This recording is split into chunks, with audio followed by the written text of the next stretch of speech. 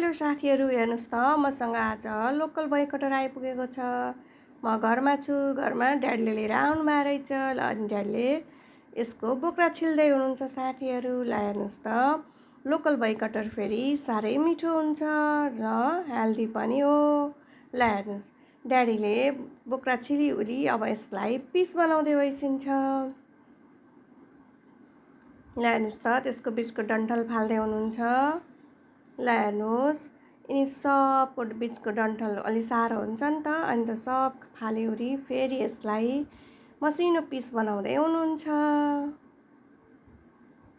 हाम्रो त गाउँमा गुल्मीमा यसको यो कति हुन्छ बारीको साइडमा यति हुन्छ कि साथीहरू, हामी त सानैदेखि खाएको, यति मिठो लाग्छ। ल हेर्नुहोस् त सानो पिस बनाएर सक्यो। बिचमा मेरा छोरीछोरी आएका छन्, घरि यो पिस बनाएका छन्, घरि त्यो पिस बनाएका छन्, अनि उनीहरूलाई नि मनपर्छ। अनि ड्याडीले मेरो लागि पोको बनाइदिस्यो। ल आफ्नै रुममा लगेर त्यसरी खानी, ज्वाइँलाई पनि दिने भनिस्यो। हामीले त गएर खाइसकेका थियौँ।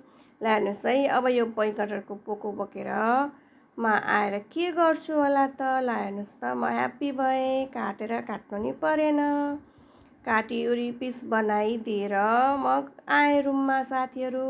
ल हेर्नुहोस् अब मैले त्यो भई कटरलाई के गर्छु है त, बाटामा पानी बसालेकी छु साथीहरू। ल हेर्नुहोस् त अब त्यो भई कटर सबै त्यसमा राखिसकेँ। त्यसको हाफ भाग चाहिँ मेरो हस्बेन्डले खाइसक्नु भएको थियो यसै, अनि मैले त्यसलाई अनि बाँकी रहेको आधी चाहिँ त्यसरी मैले बाटामा बोइल गर्दैछु।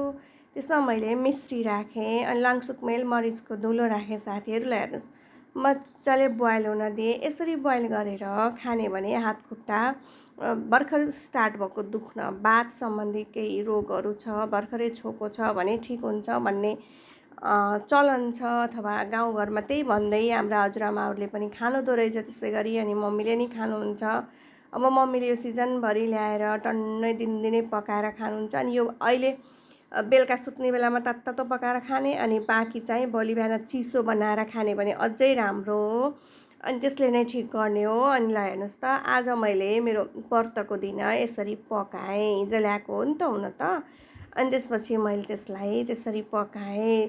मिस्री हालेपछि यसले तागत अझै बढिदिने भयो, मिस्रीलाई यसै पनि राम्रो मानिन्छ होइन त।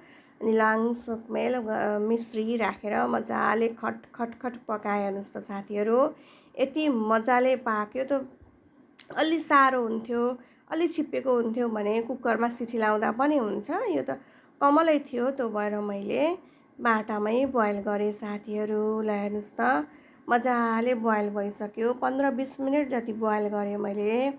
त्यस पछाडि अब म त्यसलाई खान्छु साथीहरू। यति टेस्टी हुन्छ, यति मिठो हुन्छ। अनि मैले ल हेर्नुहोस् त अनि म यसरी आज मन्डेको दिन म भई कटर यसरी खाएर फलारको काम गर्छु साथीहरू। यति मिठो र हेल्दी पनि भयो है, यसले राम्रो पनि गर्छ। आज म यसरी फलार खाएँ साथीहरू। By by, take